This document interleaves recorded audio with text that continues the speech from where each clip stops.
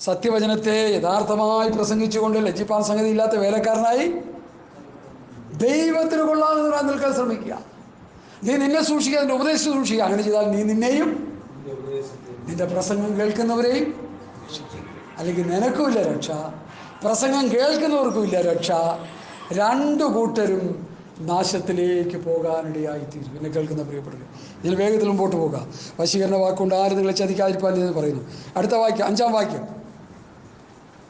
ഞാൻ ശരീരം കൊണ്ട് ദൂരസ്ഥനെങ്കിലും ആത്മാവ് കൊണ്ട് നിങ്ങളോട് കൂടെയുള്ളവനായി നിങ്ങളുടെ ക്രമവും ക്രിസ്തുവിൽ നിങ്ങൾക്കുള്ള വിശ്വാസത്തിന്റെ സ്ഥിരതയും കണ്ട് സന്തോഷിക്കുന്നു. 5-ാം വാക്യത്തിന്റെ അർത്ഥം, 5-ാം വാക്യത്തിന്റെ അർത്ഥം എന്താ? ഞാൻ ശരീരം കൊണ്ട് ദൂരസ്ഥൻ. പുള്ളി ഈ എഫേസർ, ഫിലിപ്പിയർ, കൊലോസ്യ ലേഖനം കാരാഗ്രഹ ലേഖനമാണ്. ഈ ലേഖനം എഴുതുമ്പോൾ പൗലോസ് എവിടെ കിടക്കുന്നു? ജയിലിൽ, കാരാഗ്രഹത്തിൽ കിടക്കുന്നു. സുവിശേഷ നിമിത്തം തടവറയിൽ കിടക്കുക. അവിടുത്തെ തടവറ എന്നൊക്കെ പറഞ്ഞാൽ മുമ്പ് പറഞ്ഞിട്ടുണ്ട്, ഒരു കിളിവാതിലും ഒരു കുഞ്ഞു വാതിൽ മാത്രമേ കാണുള്ളൂ, ഒരു ജനല്. ഇതേപോലുള്ള വിൻഡോകളൊന്നും അന്നില്ല. കയറാനായിട്ടൊരു ഡോറ് കാണും, പിന്നെ മുകളിലൊരു കൊച്ചു വാതിലുണ്ടാകും. ഗൾഫിലൊക്കെ പോയാൽ കെട്ടിടങ്ങൾ കാണും, ഇപ്പോഴും ഉണ്ട്. അതിൽ കുട്ടികൾ അരണ്ട വെളിച്ചത്തിലിരുന്ന് കുത്തിയിരുന്ന് എഴുതുക, ലേഖനം എഴുതുക. ഞാൻ ദൂരസ്ഥനാണെങ്കിലും ആത്മാവുകൊണ്ട് നിങ്ങളോട് സമീപസ്ഥനായി നോക്കി. പൗലോസ് കാരാഗ്രഹത്തിൽ കിടന്നുകൊണ്ട് കൊലോസ്യയിലെ വിശ്വാസികളെ പ്രബോധിപ്പിക്കുക. സ്തോത്രം. അതാണ് 5-ാം വാക്യം. ഞാൻ ശരീരം കൊണ്ട് ദൂരസ്ഥനെങ്കിലും ആത്മാവ് കൊണ്ട് നിങ്ങളുടെ കൂടെയുള്ളവനായി നിങ്ങളുടെ ക്രമവും ക്രിസ്തുവിൽ നിങ്ങൾക്കുള്ള വിശ്വാസത്തിന്റെ സ്ഥിരതയും കണ്ട് സന്തോഷിക്കുന്നു. കൊലോസ്യയിലെ വിശ്വാസികളുടെ ആത്മീയ നിലവാരം കണ്ടുകൊണ്ട് അപ്പോസ്തലനായ പൗലോസ് കാരാഗ്രഹത്തിൽ കിടന്ന് സന്തോഷിക്കുന്നു. ഈ നിലവാരത്തിലേക്ക് സഭകൾ വരണ്ടേ നിയമങ്ങളെ? നമ്മൾ കിടന്ന് ഈ കണ്ഠക്ഷോഭം ചെയ്യുന്ന മുഴുവൻ അതിനാണ്. ഒരു ശുശ്രൂഷകൻ വിശ്വാസികളുടെ ആത്മീയ നിലവാരം കണ്ടുകൊണ്ട് സുവിശേഷ നിമിത്തം ബന്ധനത്തിൽ കിടക്കുമ്പോൾ അവരെക്കുറിച്ച് ഓർക്കുകയും സന്തോഷിക്കുകയും ചെയ്യും. അവരുടെ നിലവാരം എത്ര വലുതാണെന്ന് ചിന്തിച്ചേ, അതെത്ര ശ്രേഷ്ഠമാണെന്നൊന്ന് ചിന്തിച്ചേ. ഫിലിപ്പിയ ലേഖനത്തിൽ പൗലോസ് അങ്ങനെ പറയുന്ന ഒരു പദമുണ്ട്. ഫിലിപ്പിയ ലേഖനം അതിൻ്റെ 4-ാം അധ്യായം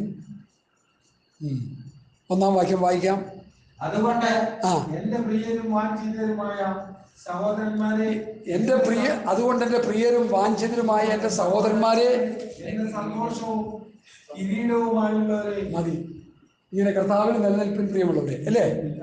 എൻ്റെ സന്തോഷവും കിരീടം, ക്രൗൺ. ഫിലിപ്പിയിലെ വിശ്വാസികൾ പൗലോസിന് ആരാ? സന്തോഷം. ഈ കിരീടം എന്ന് പറയുമ്പോൾ അഭിമാനം. ഫിലിപ്പിയിലെ ഓരോ വിശ്വാസികളും പൗലോസിന് അഭിമാനം. കൊലോസ്യ സഭയിലെ വിശ്വാസികൾക്ക് പൗലോസിന് അഭിമാനം. കൊരിന്ത് പട്ടണത്തിലെ വിശ്വാസികൾക്ക് പൗലോസിന് അഭിമാനം. ഗലാത്യയിലെ വിശ്വാസികൾക്ക് പൗലോസിന് അഭിമാനം. അവരാൽ ഉപദേശം പറഞ്ഞ് കേട്ട് വളർന്നു വരുന്ന ക്രൈസ്തവ വിശ്വാസികൾ, സഭാവിശ്വാസികൾ, അപ്പോസ്തലന്മാർക്കൊരു അഭിമാനമായിരുന്നു. കൂട്ടുവേലക്കാർ സഭയുടെ ദൂതന്മാര്, അങ്ങനെയാ പൗലോസ് പ്രയോഗിക്കുന്നത്. അവർ സഭയുടെ ദൂതന്മാരാണ്, ദൂതന്മാര്. ഈ ദുരുപദേശം പറഞ്ഞു നടക്കുന്നതൊക്കെ എന്നാ ദൂതന്മാർ? മനുഷ്യനെ കറക്കി അടിച്ച് നരകത്തിൽ കൊണ്ടുപോകുന്ന എന്നാ ദൂതന്മാരായിരുന്നു. അതെ ദൈവമക്കളെ, ഒരു കാര്യം ഞാൻ മനസ്സിലാക്കേണ്ടതാണ്. കർത്താവിൻ്റെ കൂടെ നടന്ന് പഠിച്ച ഈ ശിഷ്യഗണങ്ങൾ അവരുടെ കയ്യിൽ കിട്ടിയ ജനത്തെ അവരെന്ത് ചെയ്യുക? അവർ ദൈവരാജ്യത്തിൽ എത്തിക്കാൻ അവരുടെ ശ്രമം.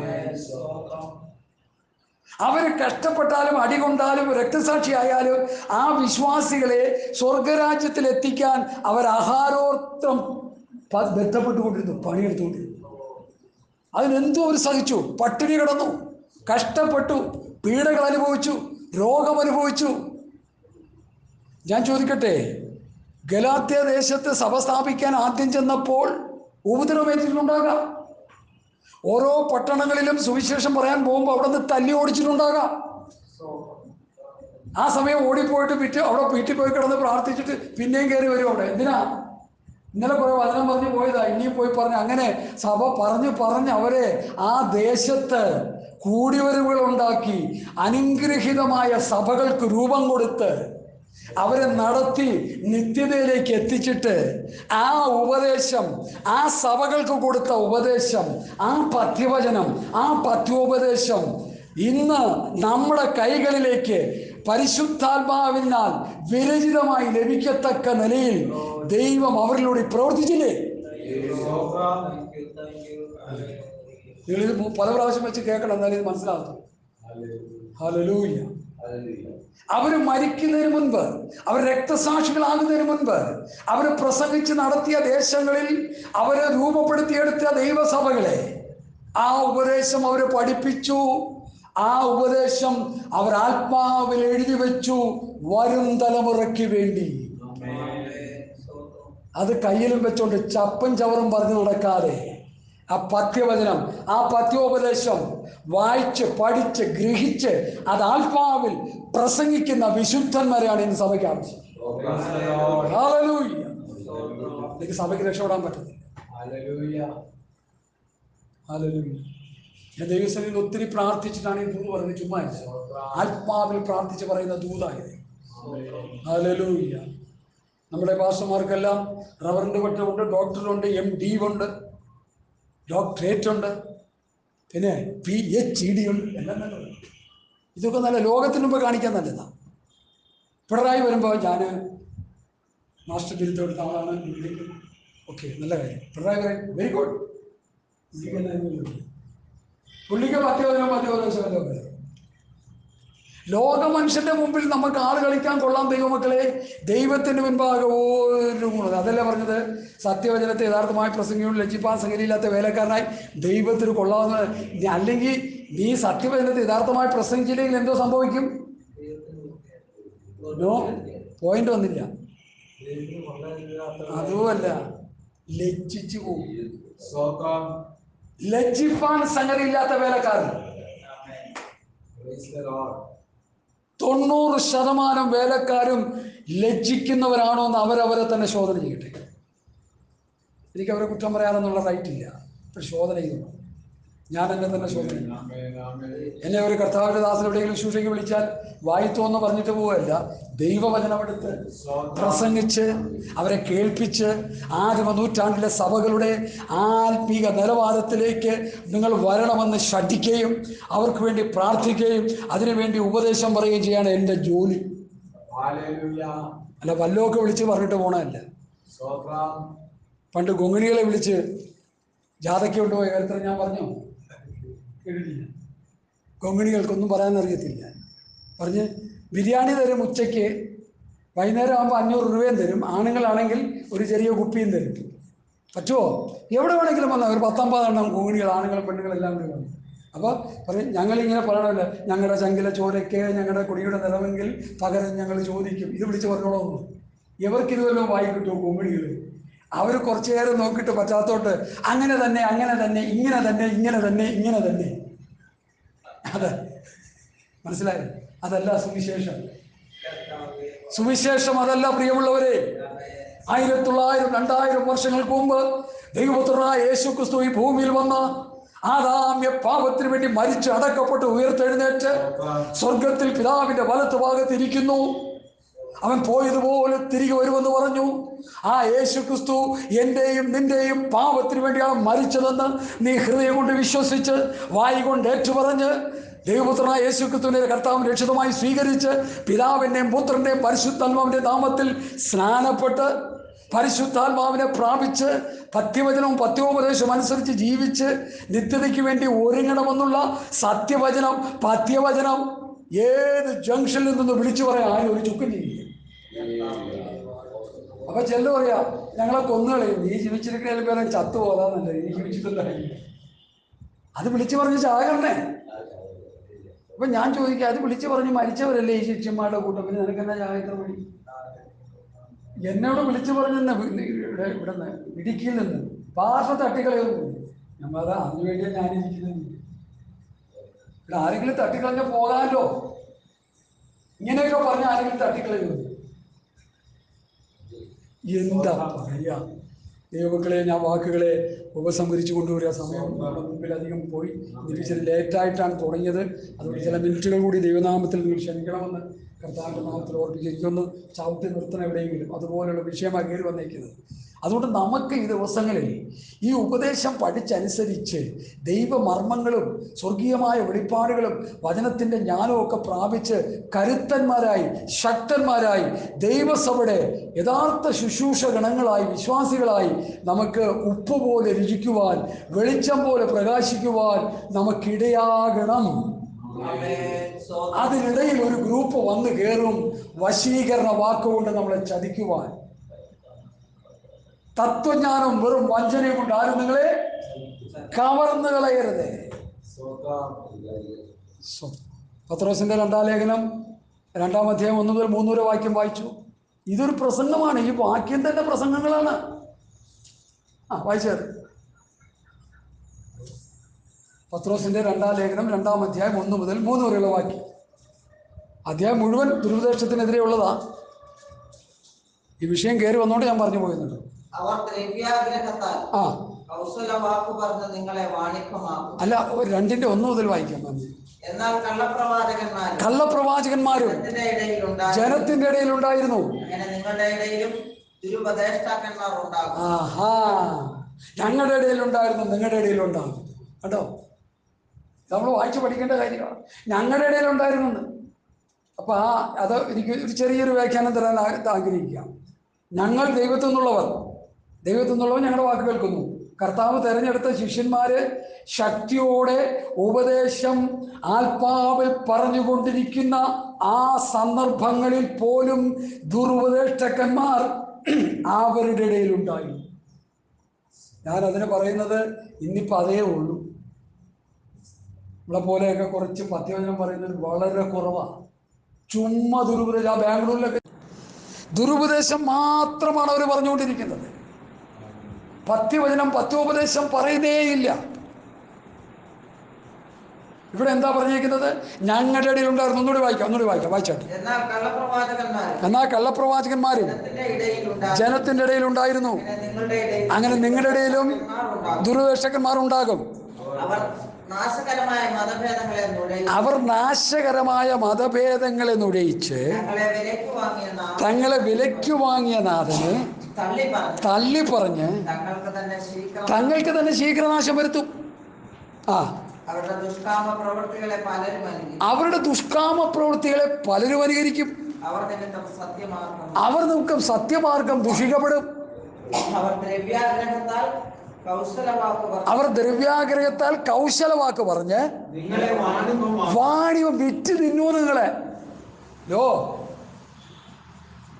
വിറ്റ് തിന്നുവെന്ന് ഈ നമ്മുടെ മാന്യ സഹോദരൻ മുമ്പ് കൂട്ടായ്മകൾ പല സ്ഥലത്തും പോയിട്ടുണ്ട്. അവിടെ ഒരു പാസ്റ്ററുണ്ട്, പേരൊന്നും ഞാൻ പറയുന്നില്ല. പുള്ളിക്ക് അവർ കൊടുക്കുന്ന ബ്ലാങ്ക് ചെക്ക്. ഞാൻ ചോദിച്ചു, എന്തിനാ ഈ ദുരുപദേശം പറഞ്ഞ് കൂട്ടി? പല എഴുതിയെടുത്തോളാം പറഞ്ഞു. ഇപ്പൊ എഴുതിയെടുത്ത് ആള് കട്ടം പറഞ്ഞിരിക്കുക. ഇങ്ങനെയുണ്ട്, എഴുതിയെടുത്ത് ആള് കട്ടപ്പുറത്ത് കയറിയിരിക്കുക. അനങ്ങാനും പയ്യൊന്നും ചെയ്യാണ്ടിരിക്കുക. വല്ല ആവശ്യമുണ്ടോ? നിത്യത നഷ്ടമാകത്തില്ലേ? പൈസയ്ക്ക് വേണ്ടി പുസ്തകം പ്രസംഗിക്കാൻ എവിടെ പുസ്തകമുള്ള വ്യവസ്ഥയുള്ള? ഉണ്മാനും ഉടുപ്പാനും ഉണ്ടെങ്കിൽ മതിയെന്നല്ലേ വിചാരിക്കേണ്ടത്? നീ പ്രസംഗിക്കുമ്പോൾ, നമ്മളവിടെ ചെല്ലുമ്പോൾ, ദൈവവചനം പറയുമ്പോൾ എന്തെങ്കിലും സ്വോത്രാചാരനെയും മേടിച്ചുകൊണ്ട് പോരുക. ഇന്നിപ്പോൾ റേറ്റ് പറഞ്ഞ് പ്രസംഗിക്കാൻ നടക്കുക. 50,000 വേണം, 30,000 വേണം, 40,000 വേണം, 80,000 വേണം, റേറ്റ് പറയുക. ഞങ്ങളുടെ മ്യൂസിക് ടീമോടുകൂടി ഞങ്ങൾ വന്നിരിക്കുകയാണ്. ഓരോ പൊസിഷനും ഞങ്ങൾ എന്ത് കൊടുക്കണം? കാശ് കൊടുക്കണം. അതുകൊണ്ട് പാസ്റ്ററെ 80,000 കുറഞ്ഞ് ഞങ്ങളുടെ പ്രോഗ്രാമില്ല. ഇപ്പോൾ പാസ്റ്റർ പറയുക, ഓക്കെ നമുക്ക് പിന്നെ കാണാം, നിറയത്തി വെച്ച് കാണാം. പിന്നെ അല്ല, പിന്നെ ഞാൻ എന്താ പറയാൻ? ഈ കാശ് പറഞ്ഞ് പ്രസംഗിക്കുന്നവരൊക്കെ ഏത് സ്വർഗത്തിലാണ് പോകുന്നത് എൻ്റെ ചോദ്യം. അപ്പോസ്തലന്മാർ അങ്ങനെ വല്ലതും ചെയ്തോ? എന്നോട് ഈ ബാലൻ സാർ എന്ന് പറഞ്ഞൊരു കർത്താവിൻ്റെ ദാസനുണ്ടായിരുന്നു, ചോദിച്ചറിയാം. അദ്ദേഹം പറയും, നമ്മൾ എന്തൊരു കാര്യം പ്രസ്താവിച്ചാലും ഈ വചനത്തിലുണ്ടാകണം. കർത്താവ് അത് പറഞ്ഞിരിക്കണം. അപ്പോസ്തലന്മാരുടെ നടപടിക്രമത്തിൽ കൊണ്ടുവന്നിരിക്കണം. ഉപദേശമായിട്ട് എഴുതി കിട്ടിയിരിക്കണം. അല്ലാത്ത കാര്യങ്ങൾ പറയരുത്. അത് അന്യതാ ഉപദേശമായി. അപ്പൊ അങ്ങനെ നോക്കുമ്പോൾ ഇന്ന് പലയിടത്തും കാണുന്നത്, പലരും പറയുന്നത് മുഴുവൻ വേദപുസ്തകത്തിന് നിരക്കുന്ന കാര്യങ്ങളല്ല. പൗലോസ്, പത്രോസ്, യോഹന്നാൻ, യാക്കോബ്, യൂദ ആദിയായവർ പറഞ്ഞതുപോലെ പറയുകയും പഠിപ്പിക്കുകയും ചെയ്യാതെ സഭയ്ക്ക് രക്ഷയില്ല. അതാണ് നമ്മൾ വായിച്ചത്. പ്രവൃത്തി അനുകരിക്കും, അവർ നിമിത്തം സത്യമാർഗം ദൂഷിക്കപ്പെടും. ഒരു ഗേറ്റ് തുറന്ന് ഒരു നായരുടെ വീട്ടിലോ അല്ലെങ്കിൽ ഒരു മുസൽമാൻ്റെ വീട്ടിലോ ഒരു സുവിശേഷകരുടെ ട്രാക്റ്റുമായിട്ട് ഇങ്ങനെ ചെല്ലുമ്പോൾ ഗേറ്റ് തുറന്ന് വരുമ്പോൾ സുവിശേഷനാണോ? ഇവിടെ ഉണ്ട് പൊക്കോ. കള്ളന്മാരെയൊക്കെ ഞങ്ങൾക്ക് അറിയാം. അപ്പം നമ്മൾ നിരപരാധിയാ. പക്ഷെ അവൻ വിളിക്കുന്ന ആരാ? അവൻ കണ്ടത് ആരെയാ? ഒരു ഫ്രോഡായിട്ടുള്ള ഉപദേശിയ, ദ്രവ്യാഗ്രഹിയാവൻ കാണുന്നത്. നമ്മളൊരു കാര്യം മനസ്സിലാക്കണം. നമ്മുടെ സമൂഹത്തിൽപ്പെട്ട ഒരു ചെറിയ ഗ്രൂപ്പോ നമ്മളോ ആരെങ്കിലും ഒരു തെറ്റ് ചെയ്താൽ ആ സമൂഹത്തെ മുഴുവൻ എന്ത് ചെയ്യും? അടച്ചാക്ഷേപിക്കും. എനിക്കറിയാം, ശമുവേൽ എന്ന് പറഞ്ഞ ഒരു, ശമുൽ സാർ അല്ലേ അങ്ങനെ വിളിക്കുന്നത്, മാത്യു ശമുൽ, ഒരു ജേർണലിസ്റ്റാണ്. അദ്ദേഹം KP ആനോനെ കുറിച്ച് പറയുന്നത് കേട്ട ചെവിക്കല് പൊട്ടിപ്പോകുന്നുണ്ട്. കാരണം ഫ്രണ്ട്സ്, ഞാൻ അടുത്തിടപെടിക്കുന്ന ഒരുപോലെ പറയുക, എൻ്റെ ഫ്രണ്ടായിരുന്നു. സുവിശേഷത്തിന് വേണ്ടി നെഞ്ചും നെറ്റിയും നിൽക്കുന്ന ഇതുപോലെ മനുഷ്യ ലോകത്തുണ്ടായിരുന്നു. അദ്ദേഹം പറയുന്നത് അവരുടെ ബിഗിനിങ് സ്റ്റേജ് 10-20 വർഷം അവരുടെ കൂടെ നടന്ന് പഠിച്ച് അവർ ബൈബിൾ സ്കൂളുകളൊക്കെ തയ്യാറാക്കി അവരുടെ പ്രവർത്തനങ്ങളും രീതികളും ഒക്കെ കണ്ടു കഴിഞ്ഞാൽ അന്തം വിട്ടു പോകുന്നുണ്ട്. അത്ര സിസ്റ്റമാറ്റിക്കായിട്ട് നല്ല പക്ക സ്പിരിച്വലായിട്ട് കാര്യങ്ങളെല്ലാം മുമ്പോട്ട് നീക്കിക്കൊണ്ടുപോയി. കാലത്തിൻ്റെ കടന്നുപോക്കിൽ കസേരകൾ മാറി, സ്ഥാനമാനങ്ങൾ മാറി, ആത്മീയത ചോർന്നുപോയി. ഹല്ലേലൂയ. ദുരുപദേശങ്ങൾ മുഴുവൻ സഭയിൽ കടന്നുകൂടി. കുരിശിനെതിരെ പ്രസംഗിക്കുന്ന നമ്മൾ കുരിശ് കയ്യിലെ വെച്ചിട്ട് ചുമന്ന തുണി കൊണ്ട് തലമണ്ടയ്ക്ക് അടിച്ച് അനുഗ്രഹം കൊടുക്കുക. അത് കണ്ടപ്പോഴേക്ക് ഭയങ്കര സങ്കടമായി. നമ്മുടെ ഇടയിലെങ്കിലും കുരിശൊന്നും ആരും നമ്മൾ ഉപയോഗിക്കില്ല, അല്ലേ? പൊൻകുരിശ് കൊണ്ടുവന്ന് അച്ഛന്മാർ ചെയ്യുന്ന കണ്ടിട്ടില്ലേ? അത് പുള്ളി ചെയ്യാൻ തുടങ്ങി. കുരിശിങ്ങനെ ചുവന്ന തുണിയിൽ വന്നവൻ്റെ തലയിലിട്ട് അടിക്കുക. ഒരെണ്ണമോ കൂട്ടിക്കവൻ ചാകട്ടെ, എല്ലാവരും എന്തിനടിക്കുന്നത്? ഈ അടി കിട്ടിയിട്ട് എന്ത് കിട്ടാനാ? കടുംചുവപ്പുള്ള വസ്ത്രം ഒരു സ്ത്രീ, ഞാൻ രാവിലെ പറഞ്ഞല്ലോ, അതിനെടുക്കുക, വെളിപ്പാട് ദിവസം എടുത്ത് അതോടെ പറഞ്ഞ് ഞാനങ്ങ് പ്രാർത്ഥിക്കാമെന്ന് വിചാരിക്കുക. സമയം ഒത്തിരി പോയി. ഞാൻ പറഞ്ഞ അതിനെക്കുറിച്ച് ഗ്രഹിച്ചിട്ടില്ല എന്ന് പറഞ്ഞു. അതുകൊണ്ടാണ്. ഹല്ലേലൂയ, ഹല്ലേലൂയ, ഹല്ലേലൂയ. വെളിപ്പാട് പുസ്തകം 12 അധ്യായമല്ല, ഞാൻ എടുത്തു തരാം. സ്വർഗത്തിൽ അയച്ചോ. സൂര്യനെ അണിഞ്ഞ ഒരു സ്ത്രീ, അവളുടെ കാൽക്കീഴ് ചന്ദ്രനും അവളുടെ തലയിൽ 12 നക്ഷത്രം കൊണ്ടുള്ള കിരീടവും ഉണ്ടായിരുന്നു. അവൾ ഗർഭിണിയായി നോവുകുത്തി വേദനപ്പെട്ട് നിലവിളിച്ചു. സ്വർഗത്തിൽ മറ്റൊരു അടയാളം കാണുമാറായി 7 തലയും 10 കൊമ്പും. അതല്ല ആൻറ്റി, ഞാൻ പറയട്ടെ. 17-ാം അധ്യായത്തിൻ്റെ 1 മുതൽ വായിച്ചേ. വെളിപ്പാട് പുസ്തകം 17-ാം അധ്യായം. പിന്നെ 7 കലശമുള്ള 7 ദൂതന്മാരിൽ ഒരുവൻ വന്ന് എന്നോട് സംസാരിച്ചു. വരിക, ഭൂമിയിലെ രാജാക്കന്മാരോട് വേശ്യാവൃത്തി ചെയ്ത് തന്റെ വേശ്യാവൃത്തിയുടെ മദ്യത്താൽ ഭൂവാസികളെ മത്തരാക്കിയവളായി പെരുവെള്ളത്തിന് മീതെ ഇരിക്കുന്ന മഹാവേശ്യയുടെ ന്യായവിധി ഞാൻ കാണിച്ചു തരാമെന്ന് പറഞ്ഞു.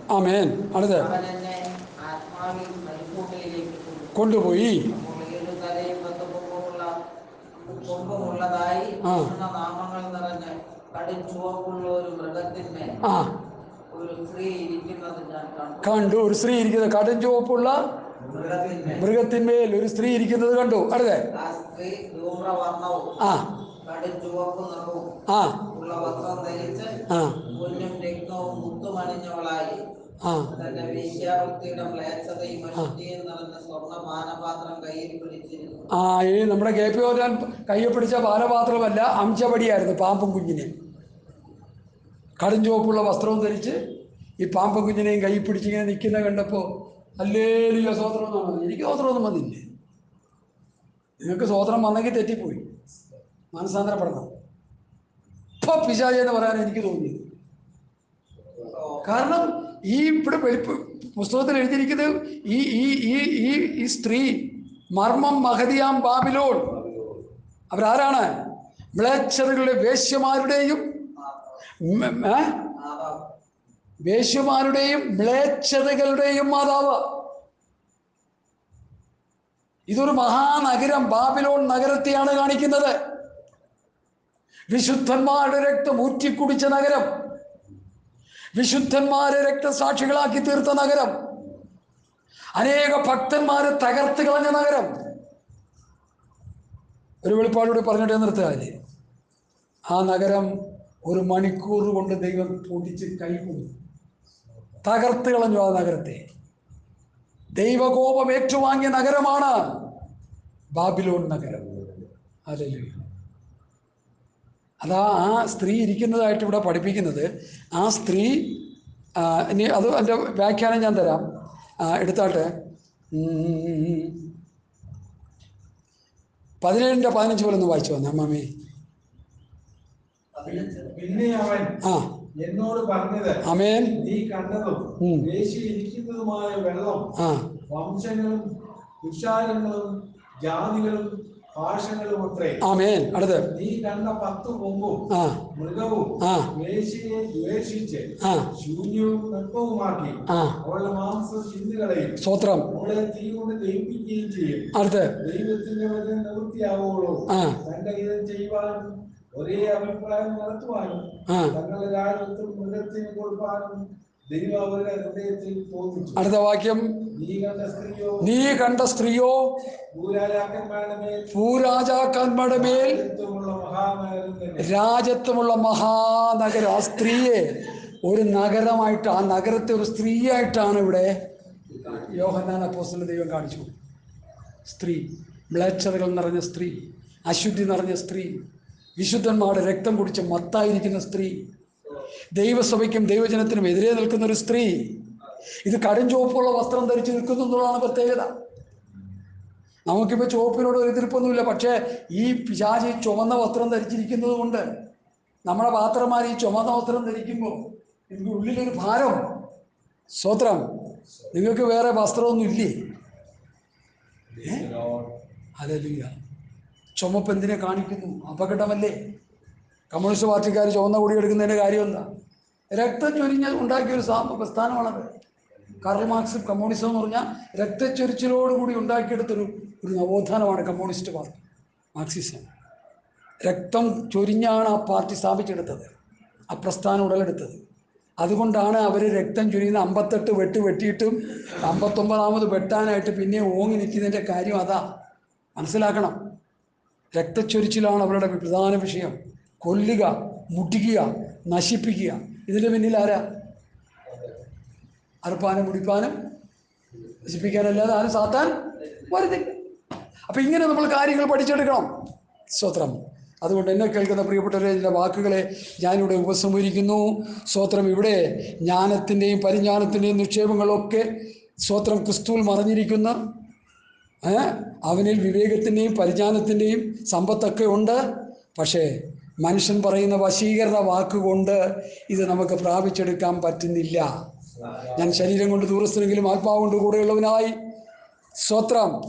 നിങ്ങളുടെ ക്രമവും ക്രിസ്തുവിൽ നിങ്ങൾക്കുള്ള വിശ്വാസത്തിൻ്റെ സ്ഥിരതയും കണ്ട് സന്തോഷിക്കുന്നു. ആരെങ്കിലും വശീകരണ വാക്ക് പറഞ്ഞ് കൊലോസിലെ സഭയിലേക്ക് വന്നാൽ അവർക്ക് എന്തില്ല? സ്ഥാനമില്ല. അവർക്ക് ദൈവവചനം വിട്ടു പോകാൻ അവർ തയ്യാറല്ല. എഫെസോസ് സഭയിൽ ഒരു കൂട്ടരെ പ്രബോധിപ്പിക്കാൻ വന്നു. വെളിപ്പാട് 2:1 മുതൽ വായിക്കും. അത് വായിച്ചേ. സ്തോത്രം, സ്തോത്രം, സ്തോത്രം. 2, 3, 4 മിനിറ്റ് കൂടി. എഫെസോസ് എന്ന സഭയുടെ ദൂതൻ എഴുതുക എന്ന് തുടങ്ങിയ വെളിപ്പാട് 2:1 മുതൽ. Hallelujah, hallelujah. ഞാൻ വായിക്കണോ? വെളിപ്പാട് 2 എഴുതുക. 7 നക്ഷത്രം വലങ്കയിൽ പിടിച്ചു 7 പൊന്നിലവിളക്കുകളുടെ നടുവിൽ നടക്കുന്നവൻ അരുളി ചെയ്യുന്നത്, ഞാൻ നിന്റെ പ്രവൃത്തിയും പ്രയത്നവും സഹിഷ്ണുതയും കൊള്ളരുതാത്തവരെ നിനക്ക് സഹിച്ചുകൂടാൻ. കൊള്ളരുതാത്തവരെ സഹിച്ചുകൂടാത്തതും. അടുത്തേ, അപ്പസ്തോലന്മാരല്ലാതിരിക്കെ തങ്ങൾ അപ്പസ്തോലന്മാർ എന്ന് പറയുന്നവരെ നീ പരീക്ഷിച്ച് ഇന്നിപ്പോ എല്ലാവരും കയറി അങ്ങ് അപ്പോസ്തലന്മാരാണ്. ഞാനാരാ? I am a apostle. ഞാനാരാ? ഞാനൊരു അപ്പോസ്തലൻ. ഞാനാരാ? ഞാനൊരു അപ്പോസ്തലൻ. എൻ്റെ പൊന്നെ, ഇത് ഇന്റർനെറ്റിൽ എഴുതി വിടുക കൂടി ചെയ്യുക. ഒരു പ്രസംഗം വെച്ചിട്ട് അപ്പോസ്തലാണെന്ന് പേര് വെച്ച് വിടുക. അപ്പോസ്തലൻ എങ്ങനെ ആയിരിക്കുമെന്ന് പുസ്തകത്തിൽ എഴുതിയിട്ടുണ്ട്. ചുമ്മാ ചാടിക്കയറി അപ്പോസ്തലനായതുകൊണ്ടൊന്നും ഒരു പ്രയോജനമില്ല. അപ്പോസ്തലന്മാരല്ലാതിരിക്കെ വായിക്കാം.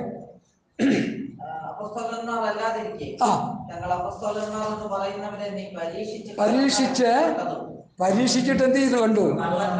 കള്ളന്മാരെന്ന് കണ്ടു. അപ്പോസ്തലന്മാരെന്ന് പറഞ്ഞു വരുന്നവരെ പരീക്ഷിച്ചാൽ അവർ കള്ളന്മാരാണെന്ന് ഇക്കാലത്ത് നമുക്ക് മനസ്സിലാകും. എങ്ങനെ മനസ്സിലാകും? ഒരു മറുപടി പറഞ്ഞേ, നല്ല ചുട്ട ഒരു മറുപടി. ബെരോവിലെ വിശ്വാസികളെപ്പോലെ ദൈവവചനത്തിലിട്ട് ഉറച്ചു നോക്കണവരെ. ഇവരെ കൊണ്ടുവന്ന് വചനത്തിലിട്ട് ഉറച്ചു നോക്കി കഴിയുമ്പോൾ ഇവർ കള്ളാപ്പോസ്തലന്മാരാണ് മനസ്സിലാക്കും. ആ ഒരു ആത്മീയ നിലവാരത്തിലേക്ക് ഈ സഭയിലുള്ള നിങ്ങളെല്ലാവരും നമ്മളെല്ലാം വരണം. അല്ലെങ്കിൽ നമുക്ക് നിലനിൽപ്പില്ല. അല്ലെങ്കിൽ നമ്മൾ കൈവിടപ്പെട്ടു പോകും. അല്ലെങ്കിൽ പിശാചിന്റെ കെണിയിൽ നമ്മൾ വീണുപോകും. അതുകൊണ്ട് ആ ഒരവസ്ഥ വരാതിരിക്കുവാൻ ദൈവവചനത്തിൻ്റെ പരിജ്ഞാനവും വിവേകങ്ങളുടെ സമ്പത്തും പ്രാപിച്ച് ദൈവവചനത്തിൽ അധിഷ്ഠിതമായി ജീവിച്ച് കൊലോസ്യയിലെ വിശ്വാസികളെപ്പോലെ, അതവിടെ 5-ാം വാക്യത്തിൽ പറയുന്നത്, ഞാൻ ശരീരം കൊണ്ട് ദൂരസ്ഥനെങ്കിലും ആത്മാവ് കൊണ്ട് നിങ്ങളോട് കൂടെയുള്ളവനായി നിങ്ങളുടെ ക്രമവും ക്രിസ്തുവിൽ നിങ്ങൾക്കുള്ള വിശ്വാസത്തിൻ്റെ സ്ഥിരതയും കണ്ട് സന്തോഷിക്കുന്നു. വശീകരണ വാക്ക് പറഞ്ഞു വന്നാലും, തത്വജ്ഞാനം പറഞ്ഞു വന്നാലും, ദുരുപദേശം വന്ന് പറഞ്ഞാലും, അവർ പറഞ്ഞ അപ്പോസ്തലന്മാർ പറഞ്ഞ ഉപദേശത്തിനെതിരെ ഏതെങ്കിലും നിലയിൽ അവർ വന്നാലും ഇവരത് അംഗീകരിക്കത്തില്ല. കാരണം ഇവരെങ്ങനെയുള്ളവരാ? ഞാൻ ശരീരം കൊണ്ട് ദൂരസ്ഥനെങ്കിലും ആത്മാവ് കൊണ്ട് നിങ്ങളോടുകൂടെ ഉള്ളവനായി ദൈവവചനത്തിന്റെ ക്രമമനുസരിച്ച് ജീവിക്കുന്നവരായി നിങ്ങൾ ക്രിസ്തുവിൽ നിങ്ങൾക്കുള്ള വിശ്വാസത്തിന്റെ സ്ഥിരതയും കണ്ട് സന്തോഷിക്കുന്നു. നമ്മളെക്കുറിച്ച് സന്തോഷിക്കാൻ വകയുണ്ടോ? അടുത്ത ക്ലാസ് കൊലോസ് ലേഖനം 2-ാം അധ്യായത്തിൻ്റെ 6 മുതലുള്ള വാക്യങ്ങളായിരിക്കും. കണ്ണുകളടയ്ക്കാൻ നമുക്ക് പ്രാർത്ഥിക്കാം. എത്ര ശക്തമായ നിലയിൽ ദൈവത്തിൻ്റെ ആത്മാവ് ഇന്ന് പലകാലം നമ്മളോട് വചനത്തിലൂടെ ഇടപെടാനിടയായിത്തീർന്നു. ഈ കൊലോസ് ലേഖനത്തിൻ്റെ പഠനം എന്നുള്ളത് വളരെ വിലപ്പെട്ടതാണ് ദൈവമക്കളെ, വളരെ വിലപ്പെട്ടതാണ്. ഹല്ലേലൂയ. ഇത് ഞങ്ങൾ അഞ്ചൽ എന്ന് പറഞ്ഞൊരു സ്ഥലത്ത് പോയി, ഞങ്ങൾ 5-6 സഹോദരന്മാരോട് പോയി ചെന്ന് ഈ ക്ലാസ് തുടങ്ങി വെച്ചേ ഉള്ളൂ.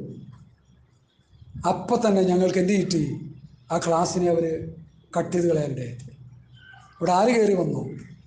അപ്പോസ്തലന്മാരല്ലാതിരിക്കെ അപ്പോസ്തലന്മാരെന്ന് പറയുന്നവർ അവിടെ കയറി വന്നു. അത് കാര്യങ്ങളൊക്കെ പറഞ്ഞപ്പോൾ ആ മീറ്റിംഗ് നടത്തിയവർക്ക് അവരെ ഫേസ് ചെയ്യാനായിട്ടുള്ള ആത്മീയ നിലവാരം, ആത്മീയ വളർച്ച, ആത്മീയ വർധനവ് അവർക്കില്ലാതെ ഈ കള്ള അപ്പോസ്തലന്മാരുടെ വാക്കുകളിൽ അവർ തകർന്ന് തരിപ്പണമായി. ഒറ്റ ക്ലാസ്സോടുകൂടി അവിടുത്തെ ആ പ്രോഗ്രാം കട്ടായി പോകാനിടയായി. ഞങ്ങൾ ഇന്നും പ്രാർത്ഥിച്ചുകൊണ്ടിരിക്കുക, കർത്താവേ ഞങ്ങളുടെ ഹിതമെങ്കിൽ ആരാന്നറിയോ ആ മീറ്റിംഗ് കോണ്ടാക്ട് ചെയ്തത്? ഒരു ഡോക്ടറാണ്, അമ്മയും മോളും, നിസ്സാര ആൾക്കാരല്ല. അവർ ആ മീറ്റിംഗ് കഴിഞ്ഞപ്പോൾ എത്ര മനോഹരമായി, എത്ര വളരെ സന്തോഷമായി ആ മൈക്ക് സെറ്റ് കൊണ്ടുവന്ന് ഓപ്പറേറ്റ് ചെയ്തൊരു സൗകര്യം. പക്ഷേ നിങ്ങൾ ഇങ്ങനെയുള്ള ക്ലാസ് വന്നവർ കേട്ടിട്ടില്ല. നല്ല അഭിപ്രായം കിട്ടി. ആ ക്ലാസ്സിൽ വളരെ സന്തോഷമായി എല്ലാവർക്കും. പക്ഷേ കള്ള അപ്പോസ്തലന്മാർ വന്ന് ആ ക്ലാസ്സിനെ തടഞ്ഞു കളയാനിടയായി. അത് മുഖാന്തരം വലിയ ദുരന്തം അനുഭവിക്കാനിടയായി. സ്വത്രം. ഞാനതിനെക്കുറിച്ച് കൂടുതലായിട്ടൊന്നും പറയുന്നില്ല. സ്വത്രം.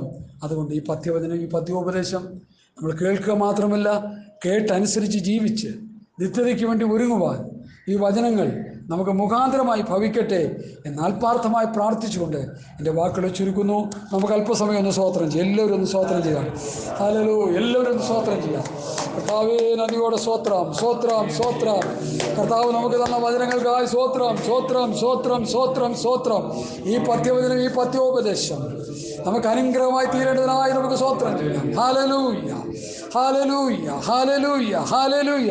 പ്രാർത്ഥിക്കാം. നല്ലവനും വിശ്വസ്തനുമായ ഞങ്ങളുടെ നല്ല ദൈവമേ, സ്വർഗീയ പിതാവേ, ഈ തലയോലപ്പറമ്പിൽ ഈ ഭവനത്തിൻ്റെ സഭയിൽ വന്ന്, വീട്ടിലെ സഭയിൽ വന്ന് കർത്താവിൻ്റെ ദാസനോടും കുടുംബത്തോടും പ്രിയപ്പെട്ടു കർത്താവിൻ്റെ പ്രാർത്ഥനയുടെ നമുക്ക് സ്തോത്രം ചെയ്യാം. ഹല്ലേലൂയ, ഹല്ലേലൂയ, ഹല്ലേലൂയ, ഹല്ലേലൂയ. പിതാവാം ദൈവത്തിൻ്റെ സ്നേഹവും യേശുക്രിസ്തുവിൻ്റെ കൃപയും നമ്മെ ആശ്വസിപ്പിക്കുമായിട്ടുന്ന പരിശുദ്ധാത്മാവിൻ്റെ സംസർഗം കാവലും കൂട്ടായ്മയും നമ്മോടും നാം പ്രാർത്ഥിച്ച വിഷയങ്ങളോടും ഭൂലോകത്തുള്ള വിശുദ്ധന്മാരോടും കേട്ട വചനത്തോടും ഇത് കേൾക്കാൻ പോകുന്ന പ്രിയപ്പെട്ടവരോടും കർത്താവിൻ്റെ വരവരെ ഉണ്ടായിരിക്കുമാറാകട്ടെ. യേശുക്രിസ്തു മുഖാന്തരം ചെയ്യുന്ന ദൈവത്തിന് സ്തോത്രം. ഹല്ലേലൂയ, ഹല്ലേലൂയ, ഹല്ലേലൂയ, ഹല്ലേലൂയ. ആമീൻ. കർത്താവായ യേശുവേ, വേഗം വരണം. കർത്താവിൻ്റെ ദിവ്യ സമാധാനം നമ്മുടെ കൂടെ ഇരിക്കട്ടെ. ആമീൻ. സ്തോത്രം.